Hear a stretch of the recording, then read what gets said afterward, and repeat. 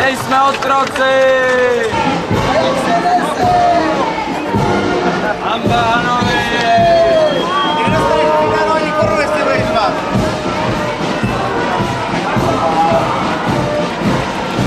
A vlastně tento dravec, který váží 1 kilogram, dokáže chytit a zabít zajíce, který má 4 kilogramy.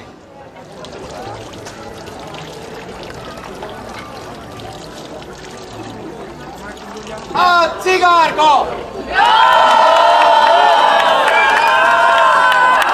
A navíc, já chlastám ryžnou a on koňák! Nespravedlnost! Komu řekneme? Řekněte mi, přátelé, z čeho si dneska dělník může ušetřit na zadní kolečka? Ničeho! Máme malé platy! Máme malé platy! Nerozumím tomu, co říkáš. Tvoje děti se mají dobrat hrát. Miláčku, prosím tě, vydrž. Já to těm lidem musím vysvětlit.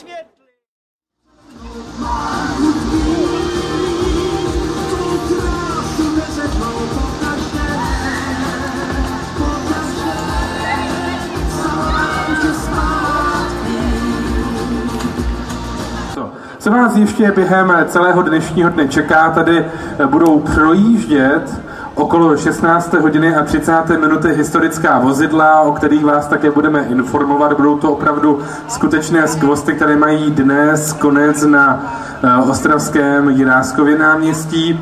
Co se týče dalšího programu hudební skupiny Mezi námi, Úspěch, na závěr, jak jsem říkal, Buty, bude tady také na pódium velikánská akční show Sokolníků. No a teď nás tady čeká vystoupení mažoretek a tanečních souborů Impuls a Radost.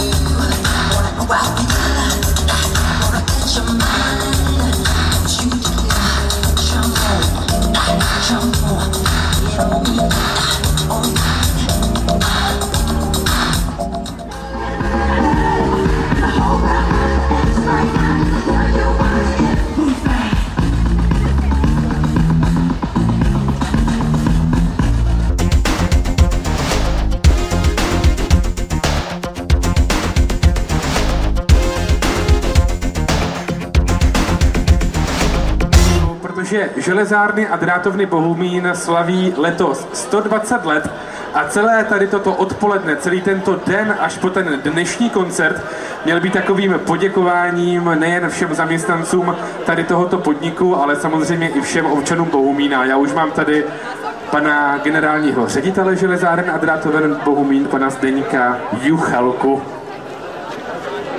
Děkuji za slovo. Dobrý večer, dámy a pánové, vážení hosté. Dovolte mi, abych vám jménem vedení akciové společnosti a samozřejmě i jménem svým přivítal na dnešním velkém dnu ŽDB. Zároveň bych vám chtěl poděkovat, že jste přišli s námi oslavit 120. výročí vzniku naší akciové společnosti.